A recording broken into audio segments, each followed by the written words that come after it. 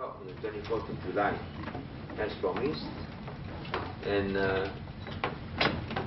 it was certified receipt by the lawyer concerned, the lawyer for the developer Fresgate and Matthew, and they replied to the state on the 27th of July, objecting to our letter, stating that they have no consent from the state to conduct any demolition. So that's number one. So for any news reports that says that we did not follow through on this, that is of course again another lie, which is very common nowadays. As far as Kampung Buah Pala is issued, so this is all in black and white.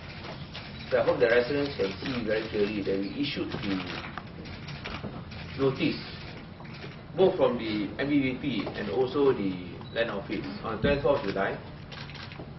They received it and they replied on the 27th of July protesting against our notice that they cannot proceed with the demolition because they did not get the consent of state. Of course, they say that this would not apply since they have a federal court order. And again, that is where our problem lies, because only a federal court can revoke the order issued by the federal court. So that's one.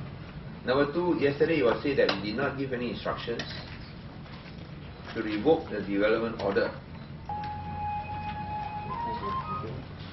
Now, I'm using my powers under Section 25 of the Town and Country Planning Act. Of course, I have to call for a State Planning Committee meeting, or SPC. So the state has powers. And as the chair of the State Planning Committee meeting, I have the power to revoke such orders. What I've done, because we have not had the State Planning Committee meeting, is that we have given notice. Normally you must give notice of what you do lah. I think that is basic understanding. We give notice, and then because we gave notice, the developers are also very unhappy. We gave notice that we plan to revoke planning permission and approval of building plans. What was stated by Paul Maimuna yesterday was not correctly reported. It does not come from the NPBP. It comes from the State Planning Committee. And I think they even put down there the State Planning Department. The State Planning Department of NPBP has no powers to revoke any building plans or planning permission. So I think what she said was not correctly reported. In fact, I've already informed verbally both the Secretary as well as the YDP that this project will be put on hold.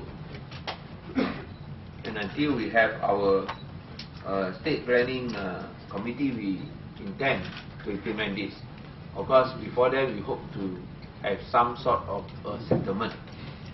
But failing which, when we decide, at least we have done the necessary notification to the developer who has actually protested strongly against our intention to revoke planning permission as well as building plans using the state's powers under Section 25 of the Town and Country Planning Act.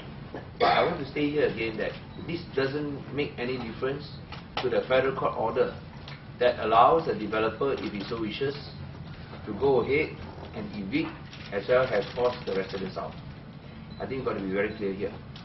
This only means that when the developer proceeds with their plans, in which they demolish and evict the residents, they cannot construct any building on it, so it will be an empty wasteland.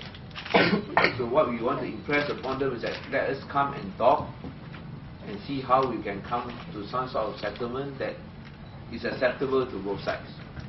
I wish to repeat this again, whether we agree with it or not, or whether we like it or not, much as we sympathize with the residents, much as we feel that the residents have been robbed of their land, the point is that the federal court has made a decision that the landowner is Koperasi, and that is something that we have to accept.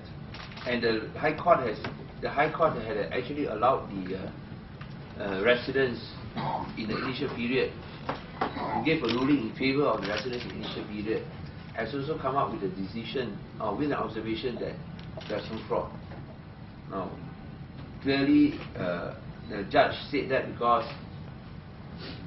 the EXCO actually approved the alienation of land to Koperasi.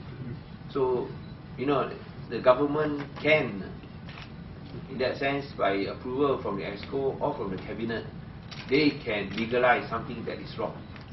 Now, I always like to refer to my favorite case that, you know, when you talk about the purchase of Mars shares many years ago, the market price was 391 or 391 Mars shares, and yet the government purchased the shares for 8 ringgit. Even though the price at the market was only 391, and yet the government purchased for 8 ringgit. There's nothing you can do about it. Even though you say that obviously there's fraud, why don't buy cheaper at the market price and instead you buy it at a higher price? But how can you question that fraud when that fraud is legalized by cabinet? Same thing also, this fraud is legalized by EXCO. I think that is why the High Court made that decision, and I think unfortunately that is the position when you don't have a people's government. Of course, the new government doesn't do that. The new government hopes we can find a way out, bearing in mind the federal court order is clear that the land now belongs to the Koperasi. Whether we agree with it or not, or whether we like it or not, I think this is something that we have to accept. And now we want to see how we can move from that to ensure that at least the residents are also taken into account.